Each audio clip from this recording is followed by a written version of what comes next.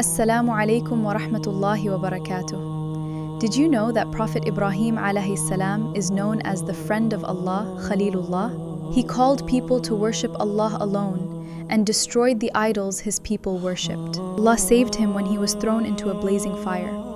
Years later, Allah commanded Ibrahim alayhi salam and his son Ismail alayhi salam to rebuild the Kaaba in Mecca. According to Islamic tradition, the Kaaba had originally been built by Adam, but after the great flood in the time of Nuh, its visible structure disappeared. Ibrahim and Ismail rebuilt it on its original foundations. Allah says, "And when Ibrahim was raising the foundations of the house, and with him Ismail, Surah Al-Baqarah 2:127, they prayed, 'Our Lord, accept this from us. Indeed, you are the all-hearing, the all-knowing.'" The Prophet Muhammad also said, "The first house established for mankind was the sacred house in Mecca." Sahih al-Bukhari.